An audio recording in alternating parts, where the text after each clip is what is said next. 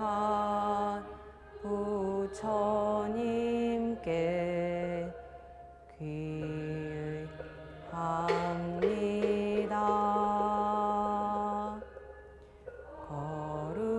거룩한 가르침에 귀의합니다.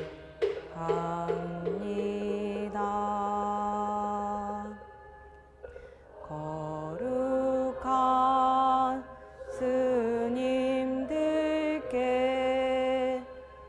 귀의합니다.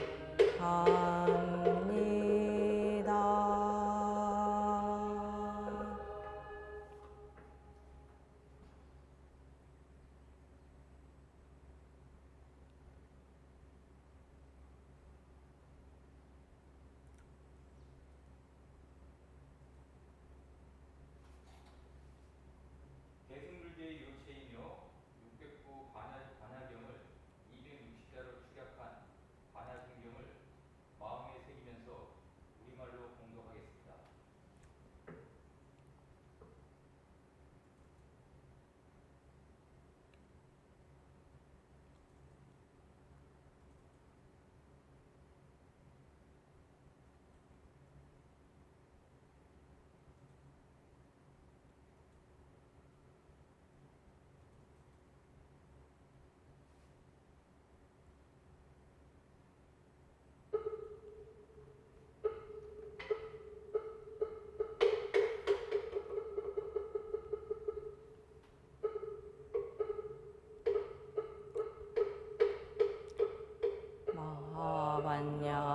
마하반야바라미다 관자재보살이 이품반야바라미다를 행하 본이 공한 것을 비추어 보고 온갖 고통에서 너는 사리자여 색이 공과 다르지 않고 공이 색과 다르지 색이 곧 공이요 공이 곧 색이니 수상인식 그러하니라. 사리자여 모든 법은 공하 나지도 멸하지도 않으며 더럽지 끝하지도 않으며 늘지도 줄지도 않느니 그러므로 공 가운데는 색이 없고 수상행식도 이비설신의도 없고 색성양 미촉법도 없음 눈의 경계도 의식의 경계까지도 없고 무명도 무명이 다함까지도 없으며 늙고 죽음이 다함까지도 없고 고집 멸도도 없음 지혜도 얻음도 없느니라. 얻을 것이 없는 까닭 보살은 반야바라미다를 의지하무 마음에 걸림이 없고 걸림이 없으무 두려움이 없어서 뒤바뀐 헛된 생각을 멀리 떠 완전한 열반에 들어가며 삼세의 모든 부처님 반야바라미다를 의지함으로 죄상 깨달음을 얻느니라. 반야바라미다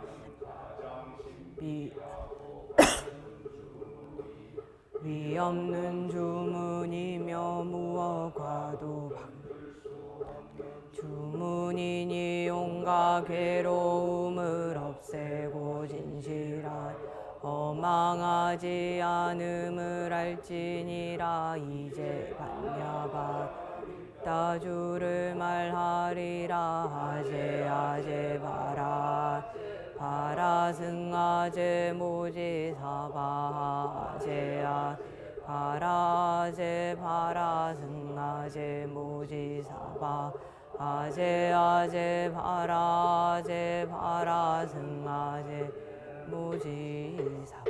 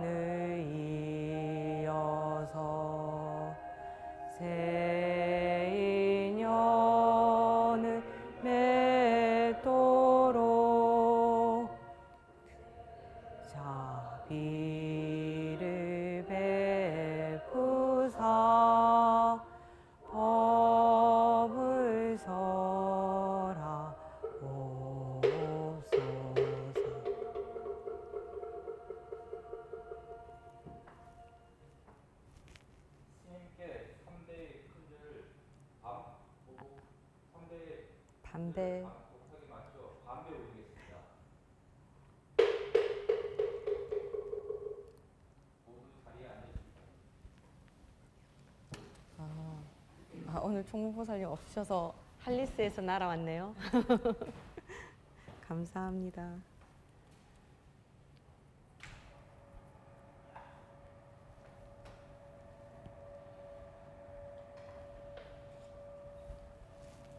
한 주 잘 지내셨습니까?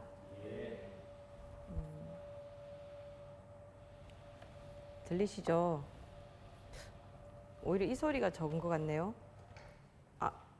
제가 안 켠 거였군요. 들리시나요? 예.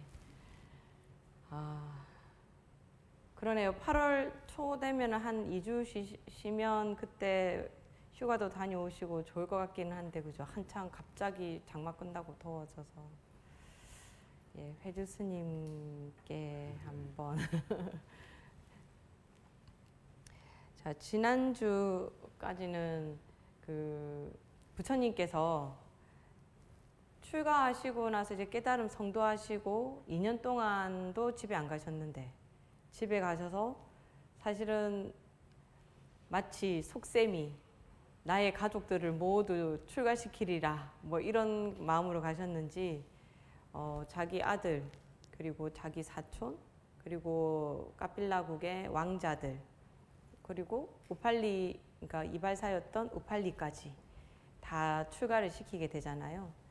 그때 부처님께서 이제 까필라국을 떠나셔서 원래 라자가하 쪽으로 바로 가셨다가 이제 가셨다가 거기 못 모르고 계셨나? 가셨다가 이제 수다따 장자를 만나게 되는 이야기부터 시작을 한번 해보겠습니다. 꺼진 거죠. 예. 자, 수달다 장자라고 하면은 조금 더 괜찮아요? 괜찮아요? 괜찮아요? 예, 죄송합니다. 수달다라고 해도 맞고, 이거를 따따라고 해도 맞는데요. 뭐 이거는 아시겠죠? 음차한 거. 수달다 장자, 수다따 장자 이런 걸로 말 많이 하고, 이분은 나중에 다 똑같은 말이니까요. 급고독 장자다 나온다. 이렇게 하면 이 세 사람은 다 똑같은 사람입니다. 장자. 이 세 사람 다 똑같은 사람이거든요. 이 수다따라는 사람은 어디지? 시타와나라는 지역에서 가장 부자였어요. 엄청난 상인이었거든요.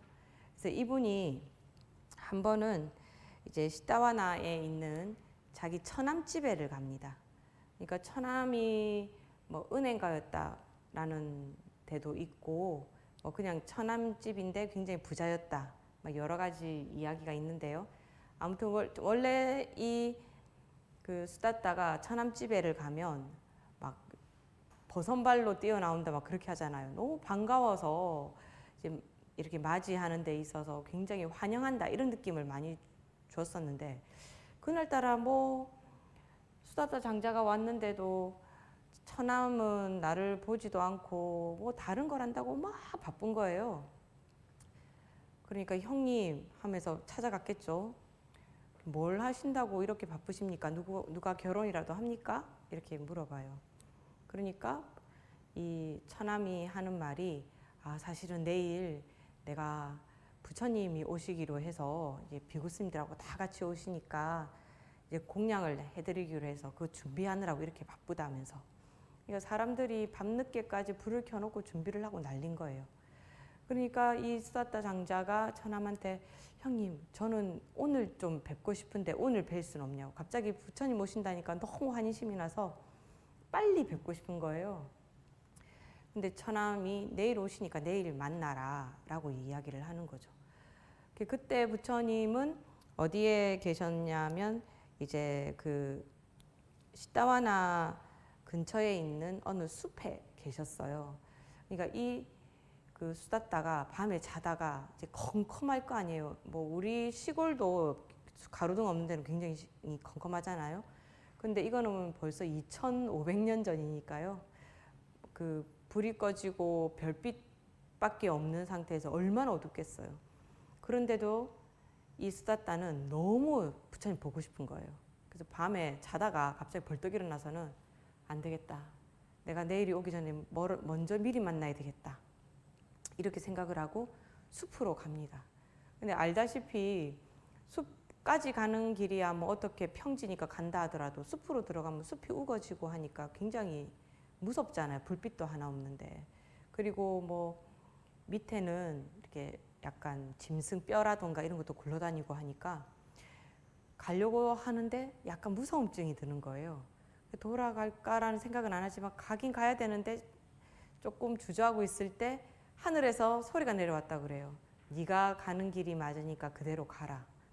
그러니까 그 말을 듣는 순간에 눈이 확 밝아지는 듯하고 갑자기 광명이 내려오는 듯해서 엄청 잘 보이는 거예요. 그래서 잘 보이게 돼서 그 길로 쭉 가니까 어떤 한 분이 계시는데 움직일 수가 없는 거예요. 너무 그 위용이나 그 모습이 너무 압도적이어서 부처님 거기 서 계신 거죠. 그래서 수다따 장자가 부처님을 뵙고 부처님께서 그날 이렇게 어서 와라 이렇게 하시면서 부처님을 뵀으니까 부처님께서 또 여러 가지 또 법문을 해주셨을 거 아닙니까? 그리고 수다따 장자가 다시 돌아와요. 그리고 그 다음날 이 처남집에서 스님들을 다 공양하고 부처님이 돌아가시려고 했겠죠. 이제 공양을 받았으니까. 그때 수다따 장자가 부처님 제가 있는 곳에도 와주세요 이렇게 얘기하는 거예요.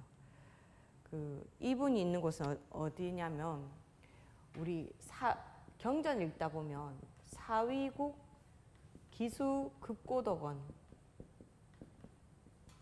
이라는 말 많이 들어보셨죠? 이 사위국에 있는 사람이었던 거예요.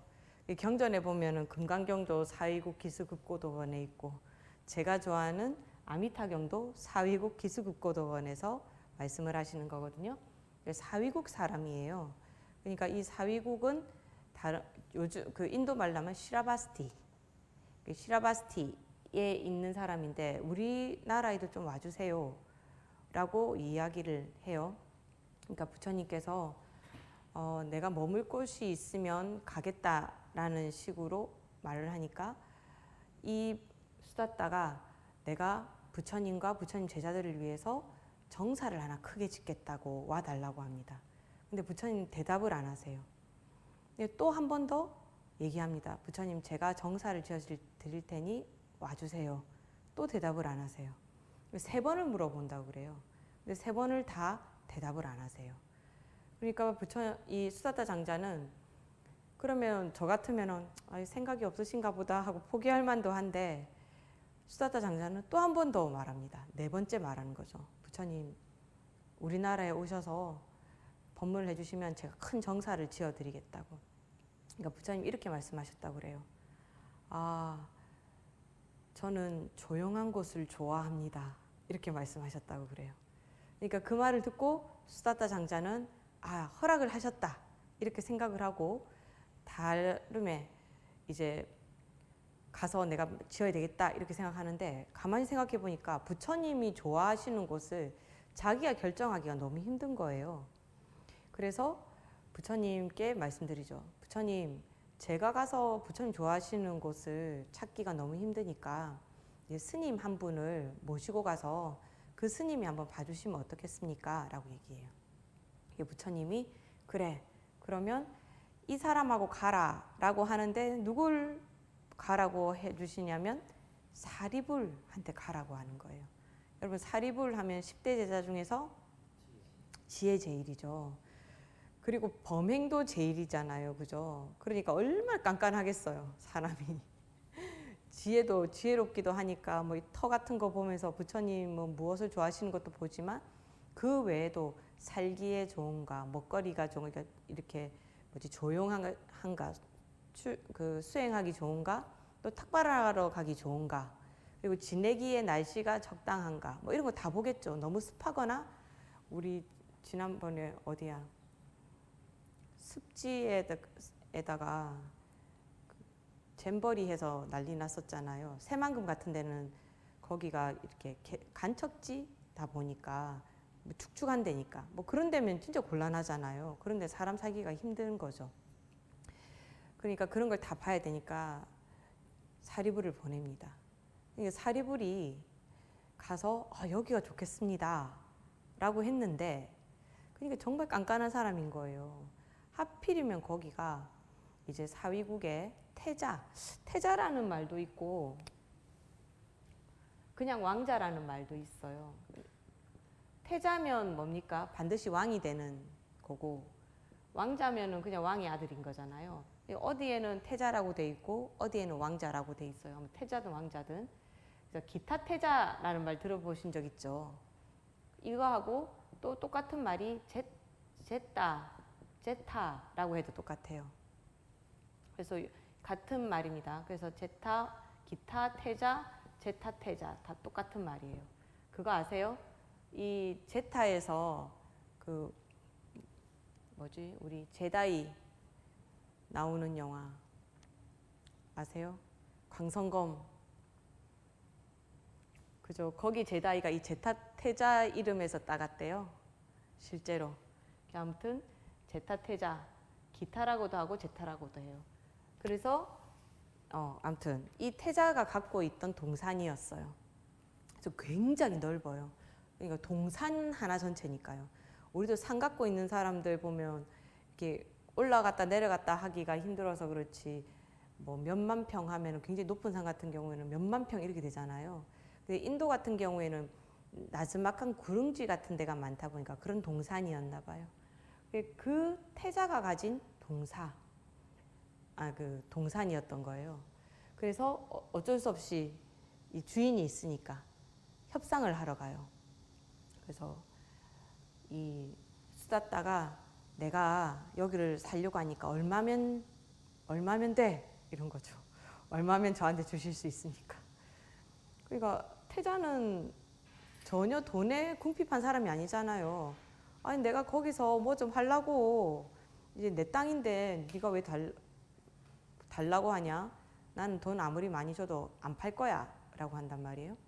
근데 부처님도 께도 뭐 여러 번 말씀드렸던 그런 의지의 장자잖아요. 수다따가 몇 번이고 물어 가서 팔아라 이렇게 해요. 그러니까 기타 태자가 너무 귀찮으니까 그냥 이렇게 말하는 거예요. 그러면 그 동산을 금으로 다 깔아. 그러면 팔게 이러는 거예요. 그러면 그 말은 무슨 말이에요? 안 판다는 소리잖아요. 근데 수다따는 오케이 그럼 값은 정해졌고 이렇게 말하는 거예요. 그 순간 이 사람이 정말 미쳤나? 아니 거기를 다 금으로 동산 하나를 금으로 다 깔려고 그러면 도대체 얼마나 많은 금을 가서 깔아야 되겠어요. 그러니까 값이 정해졌죠? 라는 말을 듣는 순간에 이 제타태자가 너무 깜짝 놀란 거예요. 진짜 사려고 이렇게 된 거죠. 그러니까 아니 나는 판다고 한 게 아니고 안 판다는 소리를 그렇게 말한 거지 라고 이야기를 해요.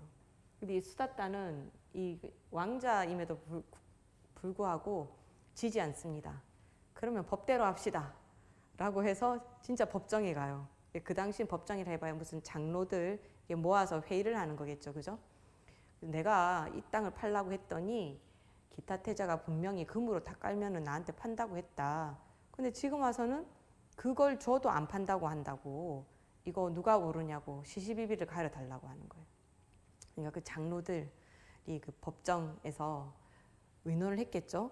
그래서 뭐라고 하냐면 한 나라의 태자가 아무리 허언이라 하더라도 입 밖으로 낸 거면 지켜야지 그걸 다시 주워 담으면 되겠느냐고.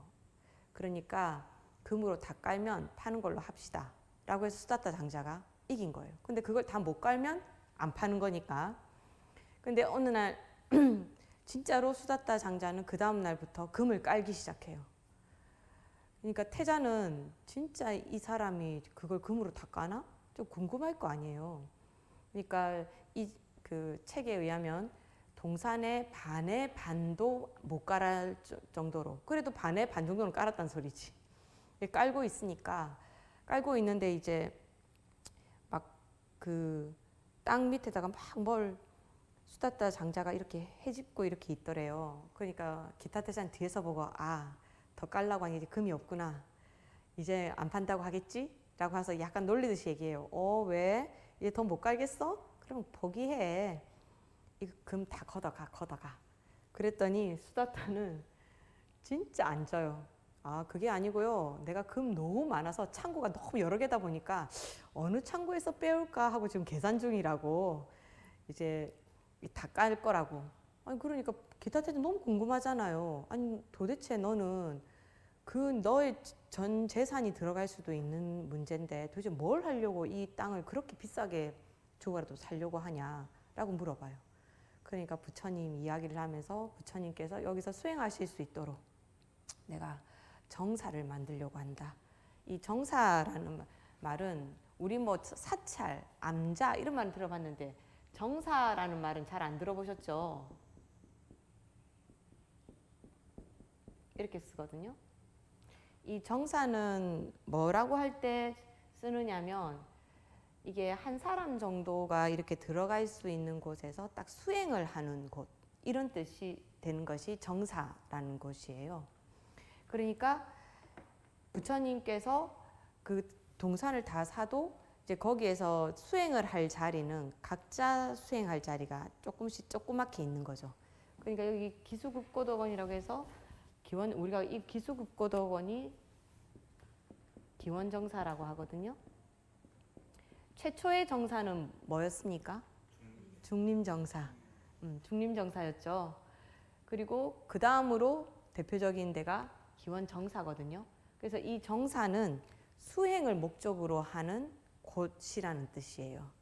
그래서 인도 말로는 비하라라고도 하는데 그 정사를 지어서 스님들도 다 와서 하시고 부처님도 여기서 수행하시게 하겠다고. 실제로 여기가 부처님께서 가장 오래 머무신 곳이기도 해요. 그래서 여기서 뭐 금강경 아무튼 사위국 기수급고덕원이 나오는 그 모든 경전을 여기서 다 하신 거죠. 그러니까 그 말을 막 듣고 나니까 이 기타태자가 약간 감동을 받은 거예요. 그렇게 수행하는 스님들을 위해서 이렇게 큰 데를 그 많은 돈을 들여서 산다고? 감동했다. 이제 그만 깔아라. 이건 이제 내가 너한테 팔았다. 라고 얘기해요. 그러니까 그 동산의 반의 반 정도의 금으로 이 수다따가 기타태자한테 산 거죠. 그러면서 이 기타태자가 뭐라고 하느냐면 대신에 나한테 그 입구만 좀 나한테 내 몫으로 남겨달라고 그래요. 그래서 왜 그러냐고 하니까 그 입구에다가 이렇게 그 정사의 이름을 크게 새겨서 누가 지금 여기서 수행하고 있다 이런 거를 기록하고 싶다고. 그렇게 해서 그렇게 큰 정사가 지어지는 거예요. 여기서는 사실 뭐 내용도 그렇지만 이름을 몇 개를 알아야 돼요. 이 기수라고 했잖아요. 이거는 기타 태자할 때 기자거든요. 숫자는 나무 숫자를 써요. 그러니까 이거는 좀 이렇게 사람들 하는 말마다 조금 틀린데요. 기타 태자가 거기를 짓는 나무를 보시했다고 해서 기수라고 하는 사람들도 있고, 기타 태자의 숲 동산이었잖아요. 그래서 기타 태자의 그 숲이다라고 해서 기수라고 하기도 한다고 그래요. 그리고 급고독이라는 말은 급자는 우리 공급하다 할 때 그 급자 있잖아요. 하고 고자는 그 고독하다, 외롭다 할 때.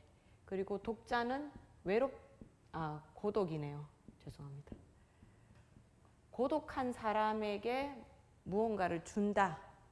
그러니까 이 급고독 장자가 굉장히 부자다 보니까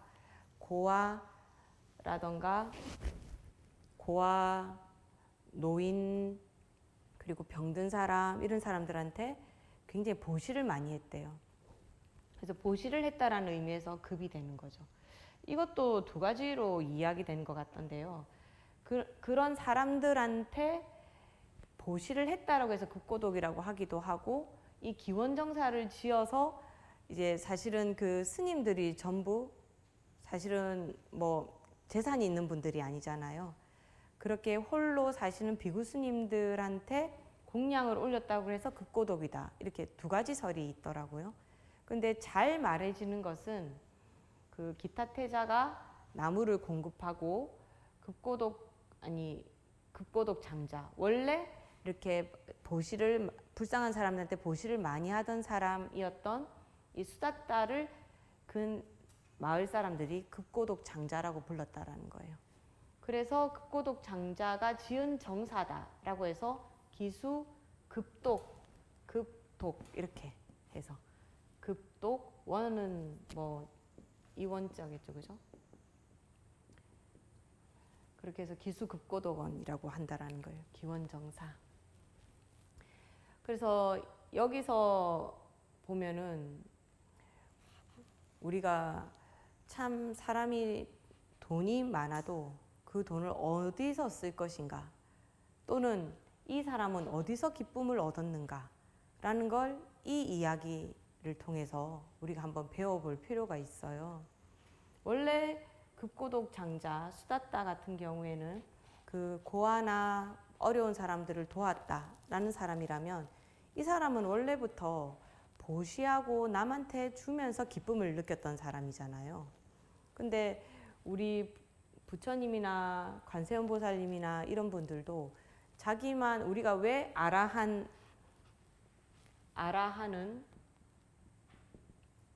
소승이라 하고 부처님은 대승이라고 하는가, 이걸 한번 생각해 본다 그러면, 아라하는 자기가 깨닫고 그것으로 만족하잖아요. 근데 부처님은 깨닫고 자기만 만족하는 게 아니고 이 만족감을 다른 사람한테도 주고 싶기 때문에 중생 구제를 하잖아요. 그러니까 이 불교 자체는 항상 나만 이로운 것이 아니고 남도 이롭게 해야 된다라는 것을 좀 대승에서는 많이 강조해요. 그런 면에서 본다고 하면 급고독 장자는 부처님을 만나기 전에도 베풀면서 자기가 기쁨을 느꼈던 사람 아니겠습니까? 그죠? 그런데 이 사람이 부처님께 법을 듣고는 더 환희심이 나니까 그것보다 더 큰 보시를 하고 싶었던 거죠. 그래서 이 사람을 통해서 우리가 배워야 할 점은 뭐냐면, 우리는 이상하게 우리 대한민국은 옛날에 93년인가 4년대 이럴 때는 BC카드 그 광고가 부자 되세요 하는 그런 슬로건으로 광고를 할 정도로 사람들이 부자 되는데 완전히 그 온 힘을 다했어요. 그 80년대는 뭐가 유명했습니까? 복부인, 부동산으로 여러분 아는 용어인지 모르겠네요. 제가 너무 옛날 사람이라는 표가 막 나는 것 같은데요. 그 부동산으로 벼락부자 되는 거, 그런 거 굉장히 많이 신경을 쓴다던가, 우리 사회가 좀 이렇게 그냥 만능 물질주의 정도가 아니고 모든 것을 돈으로 다 해결하려고 하는 그런 풍조가 많이 생겼잖아요. 근데 이 사람은 기타 태자가 그 동산의 반의 반을 덮고도 이 금 더 없지라고 말하니까, 아니 난 더 많은데 어느 곳간에 걸 가져오라고 할까 생각 중이야 그랬단 말이에요. 그러니까 거기에 있는 데를 금으로 까는데도 수레로 막 실어왔대요. 그러니까 이 하인들한테 어느 곳간을 열어서 거기는 금을 가져와라 이렇게 해야 될 거니까.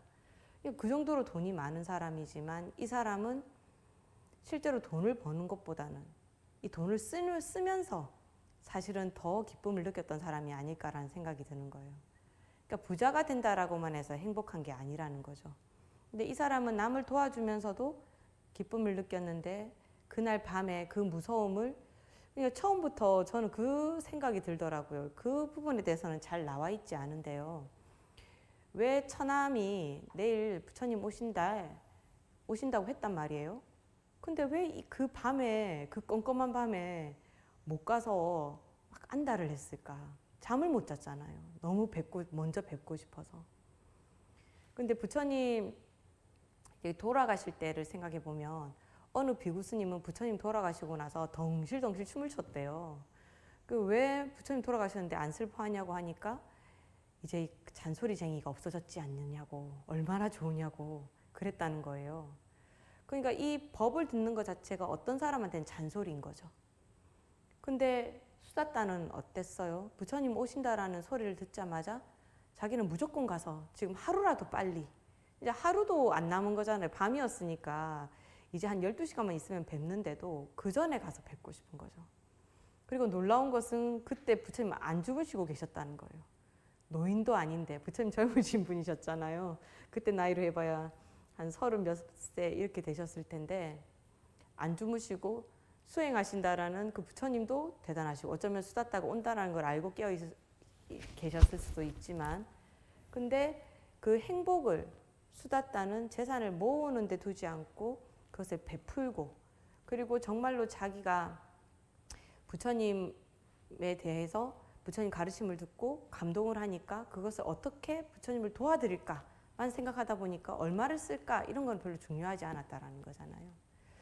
그러니까 저는 이 이야기를 이렇게 보면서 그 생각이 들었어요.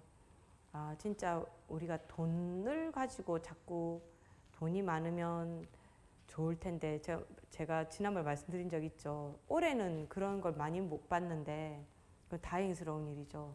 작년까지만 해도 이렇게 막 소원지 이런 거, 절에 소원지 적고 이런 데를, 아주 큰 절이나 이런 데 가보면 거의 다가 아니고 눈에 제일 많이 띄는 것 중에 하나가 로또가 정말 많이 보이는 거예요.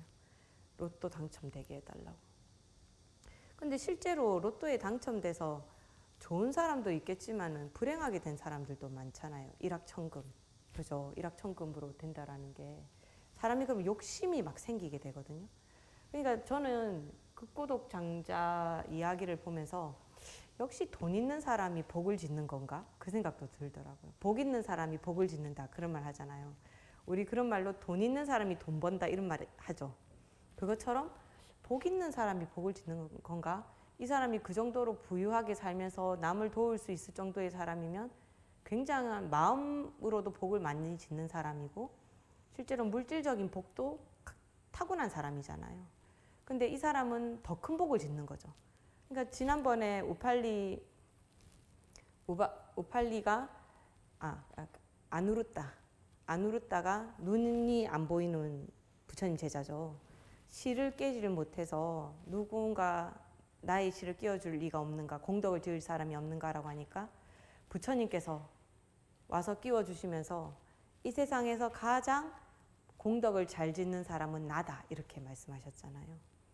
그러니까 우리가 판단하고 있는 것이 어쩌면은 내가 복을 지을 수 있는 기회를, 내가 복이 없으면 그 기회를 놓치는 경우가 많은 거예요.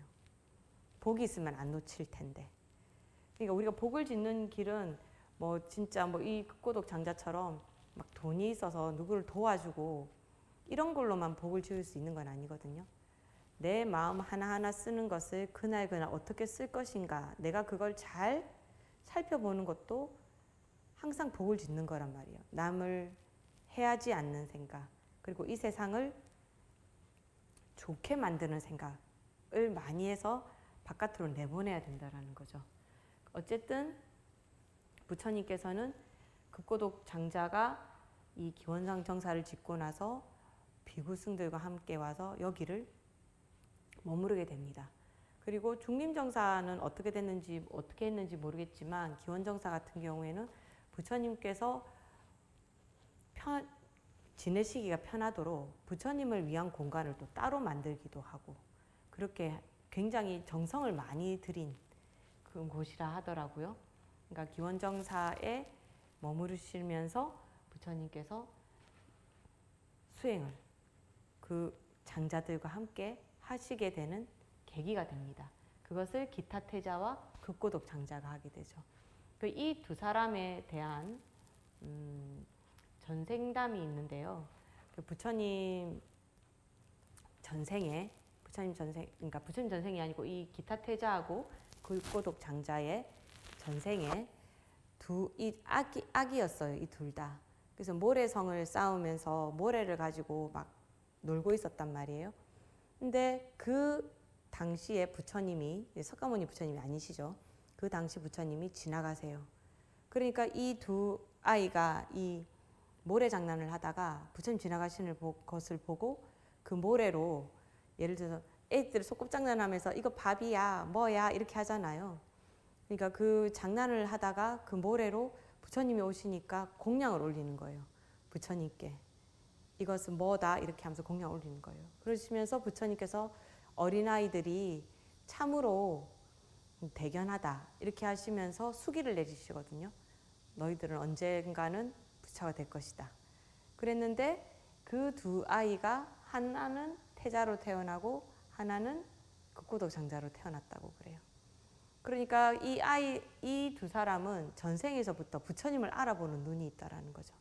우리가 지난 시간에 이야기했듯이 똑같이 까빌라국에 가서 그 부모 형제를 다 만났잖아요.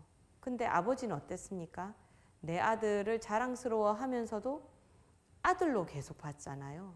그러니까 찰제리가 바라문한테 공양을 받다니 우리 아들이 정말 대단해졌구나 이렇게 얘기하고, 오히려 부인이었던 아쇼다라 같은 경우에는 남편과 같이 검소한 생활을 하면서 아들을 보내면 분명히 그 아버지가 출가를 시킨다는 걸 알았을 거예요. 그런데 또 아쇼다라는 또 아들을 부처님께 보내잖아요. 그러니까 눈이 있는 사람은 알아보는데 그렇지 못한 사람도 못 알아보는 거예요. 그 신하들 어떻게 했습니까? 아유 깨제제하고 부처가 됐다더만 더 몰골이 말이 아니네 하면서 절을 해야 될지 뭘 해야 될지 모르고 우왕좌왕하고 있을 때 아버지가 와서 정반왕이 와서 수도다나 왕이 와서 경배를 하는 걸 보고 따라서 경배를 하잖아요. 그러니까 돈이 있다고 해도 그걸 알아보지 못하는 사람들도 있는 거예요. 거기 장로급 신하들이면 또 부자일 텐데요. 그러니까 이게 부자고 아니고의 관계가 문제가 아니고 선근이 있는 거죠. 그 전 시대부터 계속 부처님께 공양 올리고 부처님 법을 듣고 한 그 인연이 있었기 때문에 극고독 장자와 기타 태자는 또 이번 생에도 부처님이 계신 나라에 태어나서 부처님을 뵙고 부처님한테 가르침을 들을 수 있는 거죠. 옛날엔 그 전생에는 너무 어릴 때 부처님을 만난 거잖아요. 그러니까 어릴 때 부처님을 스친 공덕으로 그 다음 생에는 이렇게 직접 부처님 만날 수 있는 거죠. 그러니까 우리가 복이 있네 없네 해도 지금 이 밤에 불교대학에 와서 이 말을 듣고 있는 여러분들도 전생에 부처님을 한 번이라도 스친 인연이 다 있기 때문에 이렇게 와서 부처님 법을 배울 수가 있는 거거든요. 그러니까 우리가 선근을 가진 사람들은 당연히 지혜를 얻을 수 있고, 지혜를 얻은 사람들은 업을 적게 짓게 돼 있어요.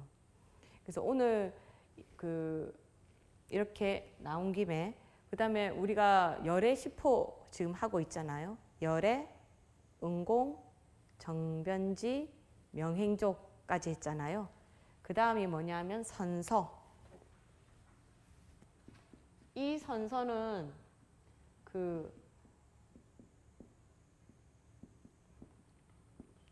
우리가 뭐 선서 할 때 그 선서가 아니고 이거는 이 서자가 가다 서자거든요.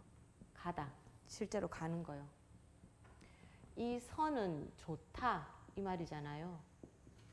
그러니까 좋게 가신 거예요. 이 말이 무슨 말인지 잘 모르겠잖아요.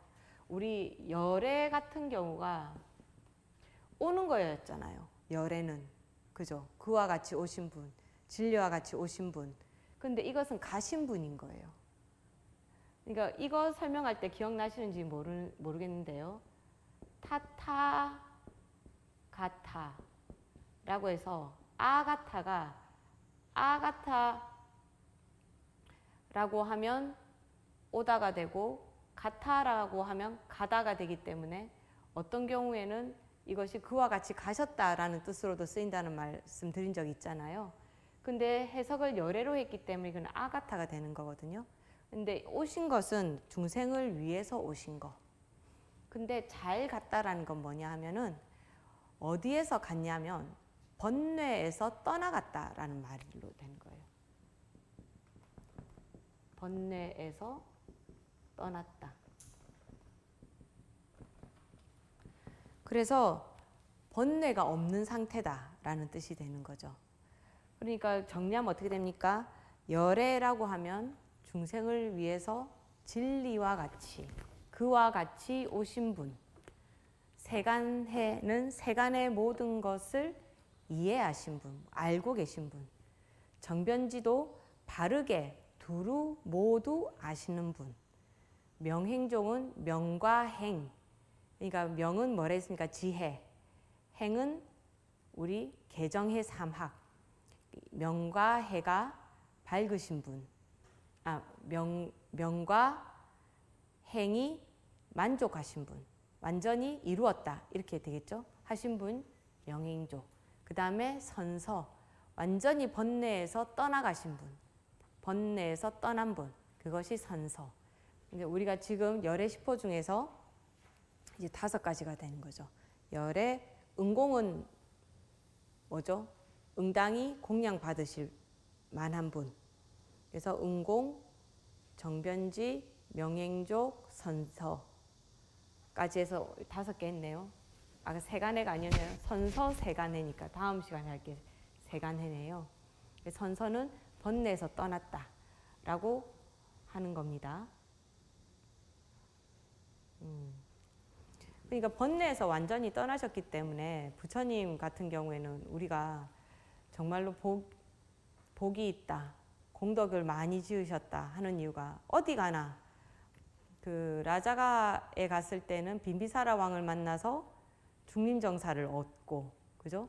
까필라국에 갔다가 사위국으로 갔는데 수다따 장자를 만나가지고 그죠? 아니 사위국까지 간 건 아니지만 그 중간에 갔던 그 어디죠? 그 시타와나 꼬살라국 근처에 있는 그 시타와나에 갔다가 수다따 장자를 만나서 사위국의 기원정사를 또 지어서 머무르게 되고, 부처님의 복이 어디 가나 자기 머무를 곳이 생긴다라는 거잖아요. 그러니까 부처님 같은 경우는 돈도 없는데, 그죠? 가진 걸 모든 걸 버리셨는데 사실은 모든 것을 다 갖추시는 거잖아요. 그러니까 이런 걸 보면 아까 이제 극고독 장자와 같은 그런, 그래서 본다면 번뇌에서 떠났다라는 것은 내 업이 없다, 업이 소멸됐다 이런 뜻이잖아요. 내 업이 소멸되고 내가 공덕이 많아진다라고 하면 나는 내가 가진 것이 아무것도 없어도 항상 모든 것에 만족해 가면서, 그러니까 뭐 생긴다라던가 내가 필요한 것이 구족되면서 살 수 있다라는 말이 또 될 수 있는 거예요. 그러니까 이런 말 있잖아요. 돈은 쫓아가면 도망가는데 내가 가만히 있으면 돈이 오히려 급해서 쫓아온다고. 그러니까 여러분들이 세상에서 지금 오시는 분들은 별로 그런 분은 없으신 것 같기는 한데요. 참 저 주위에 있는 분들 이렇게 보면 이 마지막까지, 특히 요즘은 이게 수명이 많이 늘어나다 보니까 90세, 100세까지 사시는 분들이 계시잖아요. 뭐 없으면 뭐 무시당한다, 뭐 이런 말을 하면서 어떻게 해서든지 돈은 갖고 있어야 된다, 그런 재산에 대한 이야기를 되게 많이 하시더라고요. 근데 있는 것을 그냥 뭐 더 벌 수 없다면 있는 걸 엉뚱한 데만 쓰지 않아도 그건 지키면서 살 수 있는 거잖아요. 안 그렇게 되는 경우도 있겠지만, 근데 만약에 업이 없다고 그러면 내가 그것을 없앨 만한 인연을 만나기가 힘들어요. 지킬 인연만 있겠죠. 그러니까 우리는, 제가 늘 강의할 때마다 인연에 대한 이야기를 많이 하는데, 아유, 정말 그럴까? 뭐 그거는 특별한 사람한테만 그런 것이 아니야? 라고 하지만 이제 제가 하는 말을 자꾸 내가 알아듣고 내가 그것을 체득해 가면서 아, 정말 그렇구나 라는 생각을 점점 많이 하게 돼요. 정말로 인연이 좋아지면 예전에는 이렇게 했을 거 옛날에 나는 분명히 이쯤 되면은 뭐 내가 우울증이 조금 온 것 같다라던가 이때쯤 되면 난 아프다던가 뭐 그런 게 분명히 있는데 내가 인연이 많이 좋아지면 그런 징크스 같은 그런 뭐라고 할까요? 그런 패턴이라고 할까요? 일어나는 패턴이 있잖아요. 그런 패턴들이 없어져요. 점점점. 그러니까 저는 수다따 장자 이야기를 들으면서 이 돈이 많은 것도 힘들지만 그 돈을 잘 쓰는 것도 되게 힘든데 이 수다따 장자는 정말 자기가 뭐 어떤 욕심이라던가 그런 거 없이 써야 될 때 쓴다라는 거잖아요. 그죠? 그런 면이 조금 부럽다는 건 아니고 이분 정말 대단한 분이구나 그런 생각은 했어요. 정말 보통 사람은 아니시다. 그래서 부처님께서 오히려 빈비사라 왕이 만들어주신 그 중림정사보다 오히려 이 기원정사에 더 오래 계셨다라는 것 자체가 거기가 굉장히 편안해 하셨다라는 뜻이잖아요. 게다가 사리불까지 보냈잖아요. 그러니까 수다따 장자가 얼마나 똑똑한 사람이에요. 자기가 고르면 자기 욕심이 들어갈 수도 있고 자기 보는 눈은 올바르지 않을 수도 있다라고 판단했기 때문에 부처님께 저한테 스님 한 분을 같이 갈 수 있도록 붙여주십시오 라고 말한 것 자체가 굉장히 지혜로운 거죠. 그러니까 그런 것도 막 여러 번 생각해서 드는 생각이 아니잖아요. 제가 지난번에 그랬잖아요. 어떤 일을 막으려고 하면 내가 그 나쁘지 않은 쪽으로 계속 생각이 내가 너무 왜 자꾸 이런 생각을 하지? 할 정도로 계속 생각이 나는 거예요. 뭐 예를 들면 어떤 사람 같은 경우에는 내가 좀 이렇게 가슴이 좀 답답하고 이렇게 해서 아유 괜찮아지겠지 하고 소화제만 먹을 수 있는데 어느 날 또 그날도 소화제를 먹어야지 하다가 갑자기 이거 병원 가봐야 될 것 같다 하고 갔더니 뭐 위암이었다던가 그런데 빨리 발견돼서 빨리 고쳐졌다라는 거. 근데 계속 생각이 들면서도 그 내 생각을 무시하고 안 가는 경우가 있잖아요. 그런 경우에는 병을 키워서 가게 되는 거죠. 내가 가려고 했는데 안 가서 이렇게 됐다 그런 경우도 있잖아요.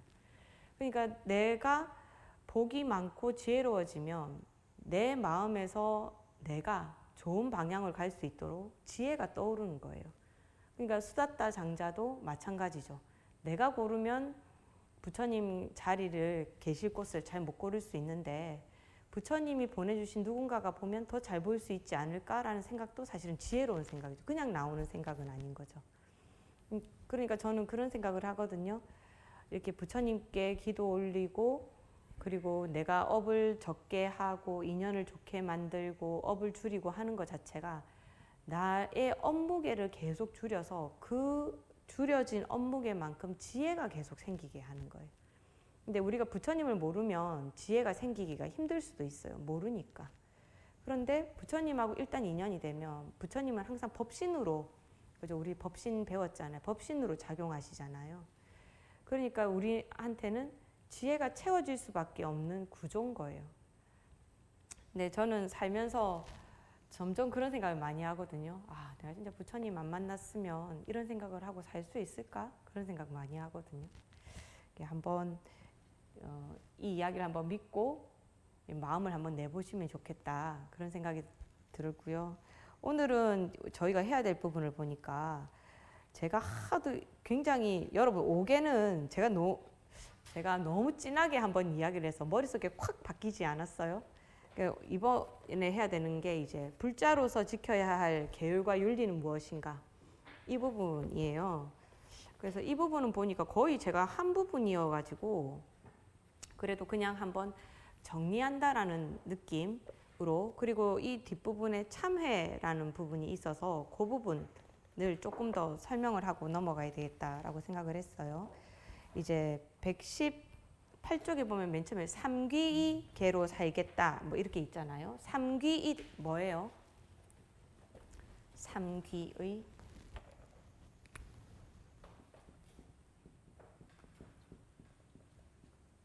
이 삼귀를 그 불자들이 지켜야 되는 덕목 중에 하나로 그러니까 계로 본다라는 거잖아요. 그러니까 이 제가불자가 지켜야 되는 개 세 가지 얘기할 때 우리가 뭐뭐 말했습니까? 삼기이, 오개, 그리고 십선. 기억나시나요? 어쩐지 들어도 봤던 것도 같고 안 들어봤던 것도 같고 그러시죠. 삼기이 같은 경우에는 우리 법회 시작하기 전에 항상 하잖아요. 맞아요. 불법승, 삼보께 귀의합니다. 이거예요. 승은 스님으로 봐도 되고 승가라고 봐도 됩니다. 근데 이거는 저는 근데 굳이 따로 이야기하고 싶지 않은데 어떤 분은 따로 얘기하고 싶어 하더라고요. 왜냐면 승가라고 하면 단체지만 스님이라고 하면 개별적이잖아요. 그러니까 우리 흔히 하는 말로 그냥 땡중은 에게는 기이하지 않겠다. 뭐 이런 뜻을 갖고 있으신 것 같아요. 근데 저는 그런 생각이 들어요. 그 스님이 옳고 그른 걸 우리가 그 업이 완전 없는 상태라고 그러면 사람에 대해서 평가를 내릴 수 있겠죠. 근데 나도 내 업이 있잖아요. 그죠? 근데 어떻게 그 스님이 좋은 스님인지 안 좋은 스님인지 어떻게 알아요? 제가 이렇게 말하는 것 중에 이유 중에 하나가 뭐냐면 제가 그러니까 출가한 지 얼마 안 됐을 때 저희 절에 자주 오시는 스님이 계셨어요. 작은 암자를 운영하시면서 이렇게 기도나 이런 거보다는 이제 절을 돌아다니시면서 이제 도반 스님들한테 이제 약간 생활비도 없고 먹을 것도 없고 뭐 이렇게 하면서 이제 자기 작은 절을 뭐 운영한다고 해야 되나? 절을 지키시는 분이셨거든요. 근데 제가 보기에 그분은 모양이라던가 뭐 그런 것들이 아유 스님이 왜 저래? 라고 저는 생각을 했었어요. 저런 사람을 왜 스님 하면서 부끄럽지도 않나? 어린 마음에 그런 생각을 했었거든요. 근데 어느 날 그분이 초파일 땐가 한번 자기 신도라 하면서 같이 오는 거예요. 그래서 제가 너무 놀랐어요. 내가 보기에는 별로 좋은 스님 같아 보이지 않는데 신도가 있다라는 게 너무 놀라운 거예요. 그래서 그때 제가 충격을 받았어요. 오, 저런 스님한테도 신도가 있다고? 어떻게 그럴 수 있지? 그렇게 생각을 하고 그날 밤에 제가 반성을 했어요. 아, 사람마다 인연이 다 다른데 나한테는 나쁜 사람이 누구한테는 좋은 사람, 제가 항상 하는 말로 착한 사람, 나한테 잘해준 사람 착한 사람, 나한테 못하면 악인이잖아요. 근데 나한테 악인이 다른 사람한테는 착한 사람 될 수 있잖아요.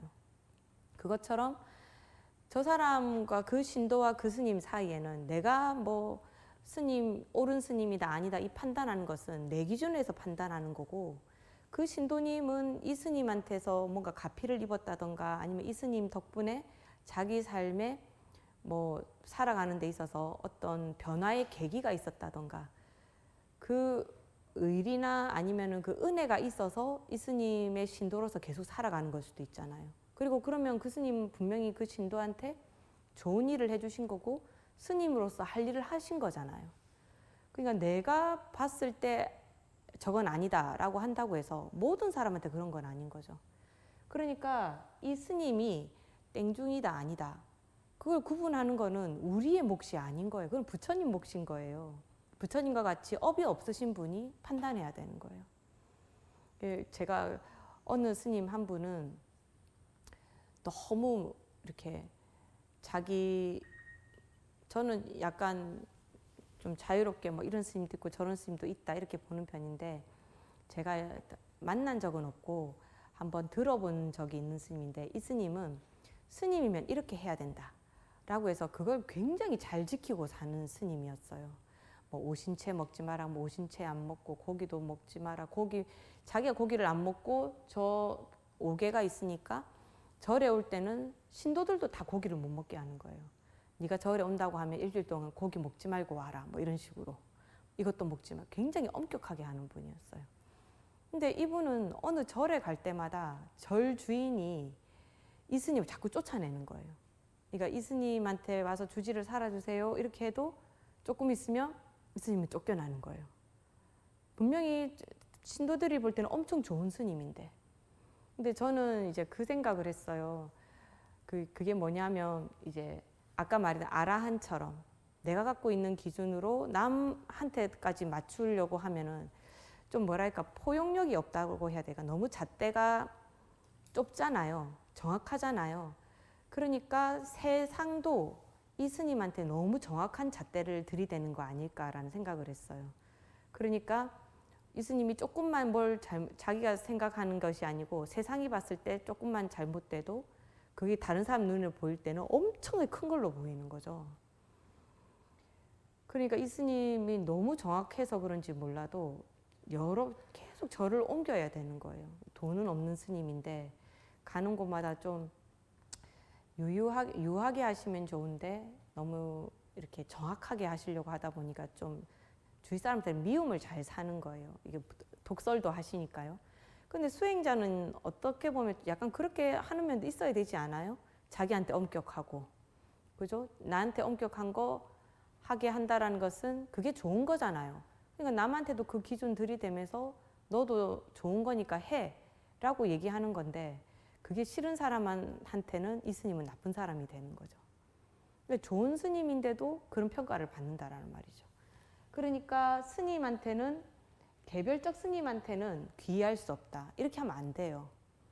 그냥 부처님을 모시기 위해서 출가를 하셨다 이러면 그냥 모든 스님을 한테 귀의한다 이렇게 생각을 하고, 그리고 내가 마음에 안 들면 이 스님은 나랑 인연이 아닌가 보다 하고, 항상 우리 하는 말 있잖아요.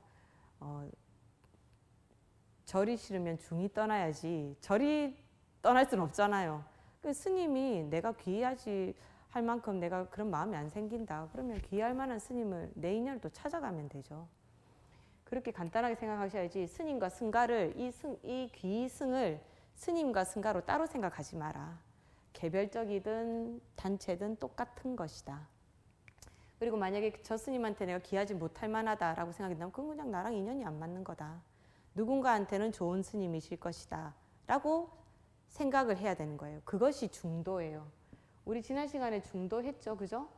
좋다 나쁘다를 정확하게 선을 긋지 않는 거예요. 이 중도라는 것은 나한테는 나쁜 거지만 다른 사람한테는 좋을 수 있다. 그래서 이 한 가지 물건을 좋은 것으로도 평가하지 않고 나쁜 것으로도 평가하지 않는 거죠. 좋다 나쁘다를 평가하지 않는 거죠. 나쁘다고 평가를 내가 한다면 나한테는 안 좋은 거야. 하지만 누군가한테는 좋지 라고 말할 수 있잖아요, 그죠? 어떤 사람한테는 위가 안 좋은 사람한테는 레몬즙을 마시라. 그럼 독이죠. 근데 요즘은 디톡스 한다고 뭐 레몬수 마시고 이런 사람들 많더라고요. 근데 위장에 큰 문제가 없는 사람은 그걸로 디톡스 하면 되잖아요. 근데 위장이 나쁜 사람한테 디톡스 하라면 안 되겠죠. 제가 이 말을 하는 이유는 어느 한 스님이 아까 말했던 것처럼 자기 위장이 좀 안 좋다 이렇게 하니까 어느 스님이 그랬대요. 이렇게 좋은 식초를 먹으면 위장이 좋아진다고 그랬대요. 그래서 자기 위장이 안 좋으니까 그 식초요법을 쓴 거예요. 근데 그 스님이 너무 안 좋아져서 병원에 갔더니 위암 말기였어요. 그러니까 이 스님이 위가 좀 안 좋아 라고 했을 때 식초요법으로 하라고 했을 때 그때 벌써 암이었던 거예요. 근데 식초요법이 괜찮은 사람도 있겠죠, 그죠? 근데 그분한테는 제가 아까 얘기했던 것처럼 식초요법을 할 게 아니고 병원에 가볼까라는 생각을 해서 병원을 갔으면 위암 말기까지는 안 갔을 건데, 말기까지 가니까 전이가 돼서 그 말기 선고, 그러니까 말기 듣고 그 해 안에 돌아가셨어요. 1년도 못 사셨거든요. 그러니까 중도, 똑같은 식초요법이 그 암 환자한테는 안 좋은 거예요. 그 스님한테는 안 맞았던 거예요. 그런데 그렇다고 해서 식초요법이 완전히 나쁘다고 할 수 있나요? 또 좋은 사람한테는 좋을 수 있잖아요. 그러니까 좋다고 해서 다 좋다라고 생각하지 말고, 나쁘다고 해서 다 나쁘게 생각하지 말고, 나한테 어떤 것가만 내가 판단하면 되는데, 그 판단은 내가 할 수 없을 때는 항상 부처님께 맡기는 거예요. 내가 업이 없다면 이거 판단을 잘할 수 있는데 내 업 때문에 판단이 안 된다면 부처님 제가 부처님 제자니까 바른 판단할 수 있도록 도와주세요라고 하는 것이 하심이거든요. 지난 시간에 배웠죠. 하심. 내가 옳다라고 주장하지 않고 내가 옳을 수도 있지만 그러니까 하심이라는 것이 나는 다 틀리다라고 하는 것이 아니고 내가 옳을 수도 있지만 틀릴 수도 있다. 그러니까 항상 나는 이것을 판가름하지 않고 그냥 그때그때 내가 가장 좋은 것을 선택할 수 있도록 부처님의 도움을 받아야 된다. 이 정도로 생각하는 거. 그게 하심이다. 삼기 불법승. 5개는 우리 너무 많이 해서 이제 지겨울 정도죠. 그죠? 처음에 불살생, 살생하지 않는 거, 그리고 훔치지 않는 거, 그리고 바람 피우지 않는 거, 그리고 망어하지 않는 거, 그리고 음주하지 않는 거. 이거 5개다. 그죠? 여기에서 10선으로 가면 이 망어 중에서 악구, 망어도 들어가겠죠? 기어, 양설 이 4가지 하고 사음과 음주가 원래 빠지고 10선이 될 때는 빠지고 탐진치 하지 않는 거 이렇게 해서 10가지가 되는 거 아시겠죠? 그래서 이 망어 이게 다시 정리하면 이렇게 말하면 좀 그런가요? 10선은 어떻게 되느냐면 5개에서 불살생하고 살생, 투도 하고 그 다음에 망어, 기어, 악구, 양설 하나, 둘, 셋, 넷, 다섯, 여섯. 아, 사음도 들어가나 보네요. 그 음주만 안 들어가고 다 들어가는 거네요. 그죠? 그리고 탐진치 이렇게 들어가는 거죠. 불탐, 불진, 불치 이렇게 하는 것이 10선이다. 망어는 뭐라 했습니까? 거짓말. 기어는 꾸미는 말인데 사실은 아첨에 가까운 말이에요. 그러니까 이 기어 같은 경우에는 이렇게 권력자, 특히 옛날에 왕들한테 이렇게 하면 안 되는데 이거 이 안에 내용 다 있을 거예요. 불교 입문 안에 내용이 다 있을 겁니다. 아첨을 하는 거죠. 근데 이 기여할 때는 그게 있어야 돼요. 이 사람한테 아첨을 해서 그냥 기분 좋게만 하려고 하는 것이 아니고 내가 그걸로 이익을 봐야 되는 거예요. 기분 좋게 하려고 아첨하는 거는 뭐 이 사람 별로 안 예쁜데 어머 스님 피부가 고와졌어요 뭐 이렇게 얘기하는 거. 나 오늘 피부 별로 안 좋은데 내 기분을 스님 기분을 좀 좋게 하기 위해서 스님 피부가 깨끗해진 게 좋아지셨네요. 이 정도면 이거는 기여라고까지는 말할 수 없죠. 그걸로 내가 얻는 이득이 없잖아요. 그냥 그 사람하고 뭐 이득이라고 한다면 그 사람과 좀 원활한 관계 이 정도인데 왕한테 아첨하는 거는 뭐예요? 왕한테 아첨해서 내가 이 자리를 지키려고 한다거나 그죠? 옛날에 간신배들 그런 사람들이 하는 것이 이제 기여가 되겠죠. 악구는 욕이에요. 욕설. 우리 욕설하는 거. 그리고 양설은 이간질. 여기 가서는 이 말하고 저기 가서는 저 말해서 서로의 관계를 떼놓으려고 하는 거. 아, 전에 다 해서 그냥 대충 썼더니 안 배우신 분들 계신가 봐요. 그리고 탐진치. 이렇게 됐을 때 삼자가 나왔으니까 우리 삼자 다시 한 번 더 정리해 볼까요? 삼귀 할 때는 불법승이라고. 삼귀하는 이 불법승을 뭐라고 하냐면 3가지 보배다 그래서 삼보라고 하죠. 그죠? 그리고 여기에서 삼독은 탐진치. 그리고 삼업이라는 게 있어요. 업을 짓는데 3가지 업을 짓는 거예요. 3가지 업은 신, 구, 의. 몸으로 짓는 업, 말로 짓는 업, 그리고 생각으로 짓는 업. 생각으로도 업을 짓는다라는 말이에요. 생각 관리도 해야 되죠. 그리고 삼보, 삼독, 삼업 있고 지난번에 또 뭐 했었죠? 삼학. 이거는 배울 학자요. 삼학은 개, 정, 해. 삼학. 그죠? 그리고 또 나라에서는 삼악도가 있죠. 또 삼악도를 하면 지옥, 악귀, 축생. 우리 이제까지 삼자로 해서 이렇게 많이 배웠어요. 삼보, 불법승, 삼독, 탐진치, 삼업, 신구의, 삼학, 개정의, 삼악도, 지옥, 악귀, 축생. 그리고 삼독, 탐진치. 이렇게. 또 생각나면 우리 또 그 생각날 때마다 하나씩 정리합시다. 이렇게 하니까 여러 번 막 계속 반복하다 보니까 이제는 좀 불교 용어가 좀 잘 들어오지 않습니까? 이제 귀에 쏙쏙 들어오죠. 좀 아시겠죠? 이렇게 해서 근데 우리가 이 오계를 보면 알지만은 우리가 또 윤리 도덕이라는 게 또 있잖아요.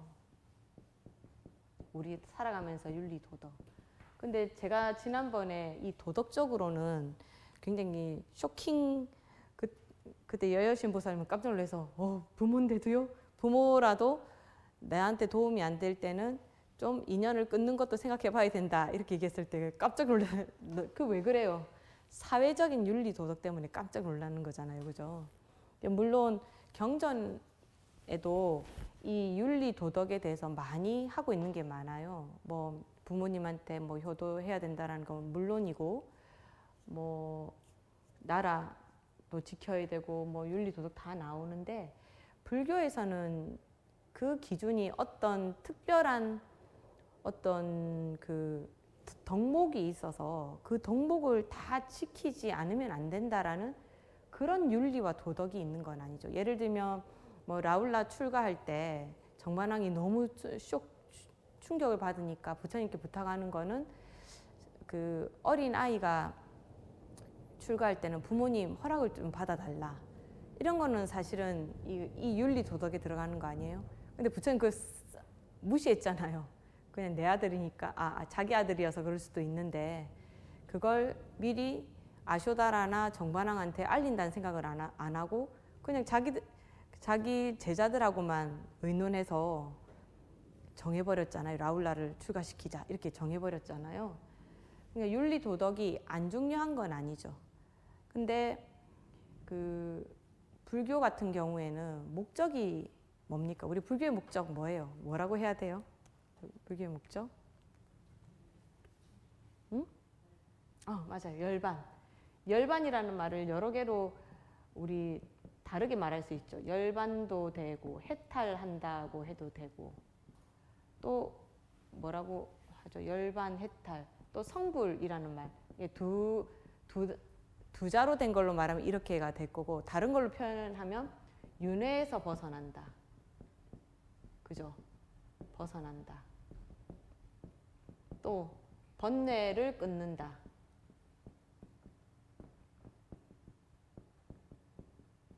또 번뇌랑 똑같은 말로 뭐 업을 끊는다. 이 무엇으로 말해도 다 똑같은 말이에요. 열반에 든다, 해탈한다, 성불한다. 근데 어쨌든 불교의 목적은 윤리 도덕을 지키는 것이 아니고 업을 끊는 거, 내가 윤회에서 벗어나는 거, 이게 목적이란 말이에요. 해탈하는 거, 목적이란 말이에요.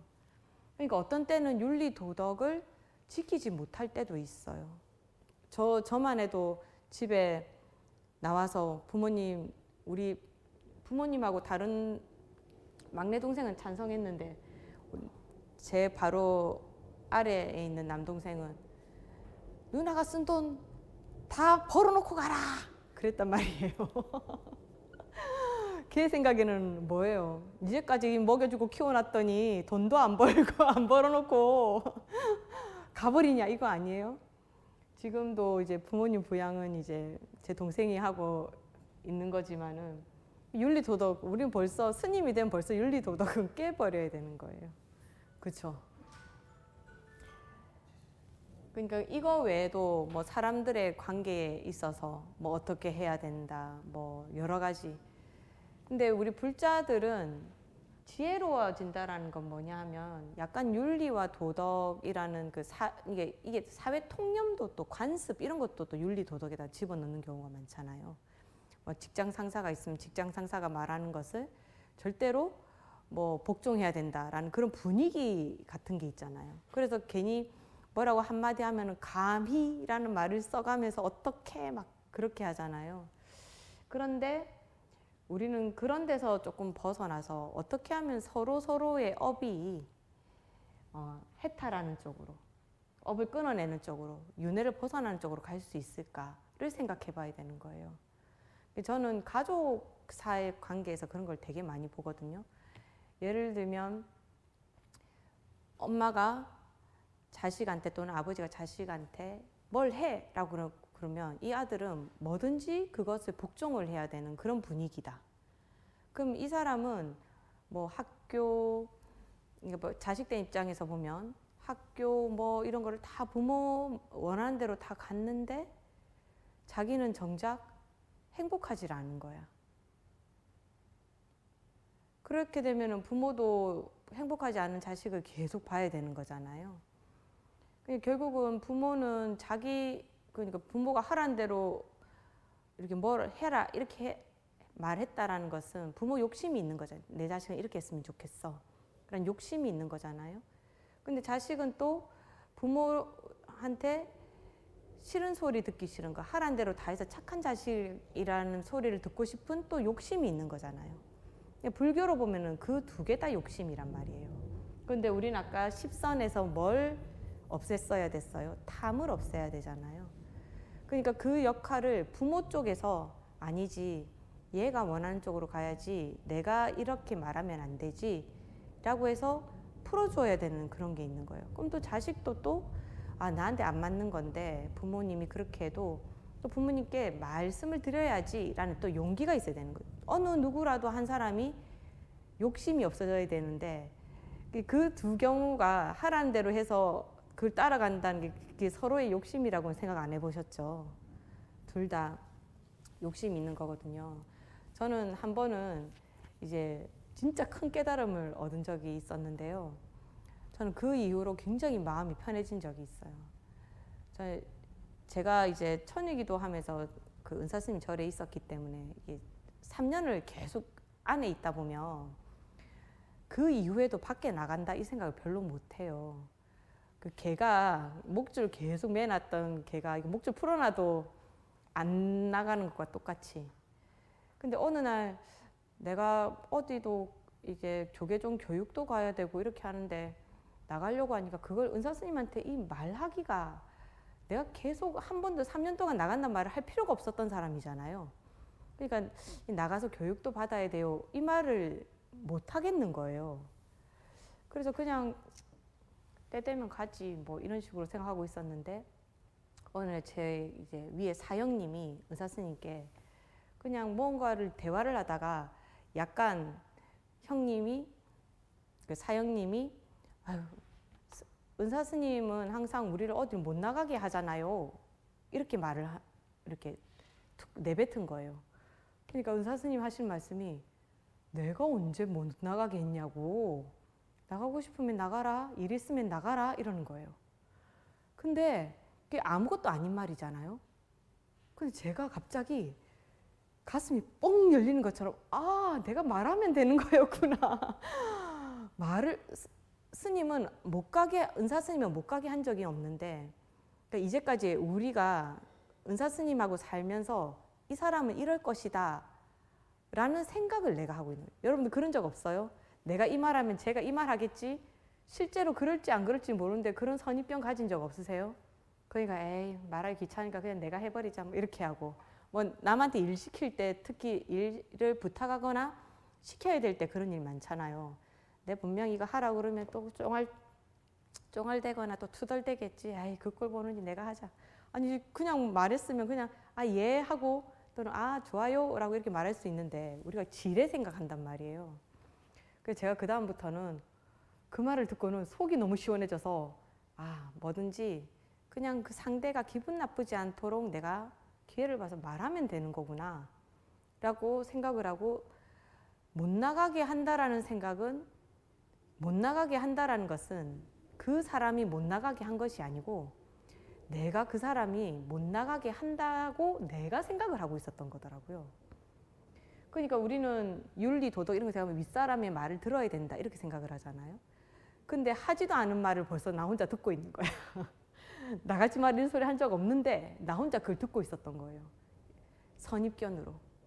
근데 우리는 이 불교는 해탈로 가는 거잖아요. 그럼 선입견을 가지면 안 돼요. 중도라고 했잖아요. 이 사람이 이렇게 생각할 수도 있지만 생각하지 않을 수도 있잖아요. 그래서 일단 말을 꺼내놓으면 안 돼! 라고 말할 수 있지만 사람 인지상정상 지금은 안 되고 이때 나중에 가 라든가 협상안이 나온단 말이에요. 그러면 협상을 하게 되면 나도 좋고 너도 좋고잖아요. 우리는 나도 좋고 너도 좋고 좋은 방향으로 가야 되는데 우리는 해보지도 않고 지레 겁을 먹는다거나. 그러니까 이 부처님이 되고 나면 이 얻으시는 신통 중에 두려움이 없어지는 신통이 있는 거잖아요. 그죠? 이 두려움이 없다라는 것은 뭐냐면은 막 막무가내인 사람이 된다라는 말이 아니고 어떤 일을 상대가 싫어한다는 일을 할 때도 옳다고 생각하면 할 수 있는 용기를 말하는 거거든요. 그러니까 내가 말하는 것이 비록 상대는 싫어할 수 있지만 나한테 정말 필요한 거다라고 하면 말할 수 있어야 되는 거예요. 저는 사회에서 그런 분들도 많이 봤는데요. 치과 의사 잘 하다가 갑자기 불교학자가 되고 싶으니까 부인한테 나 다시 공부해야 되겠는데?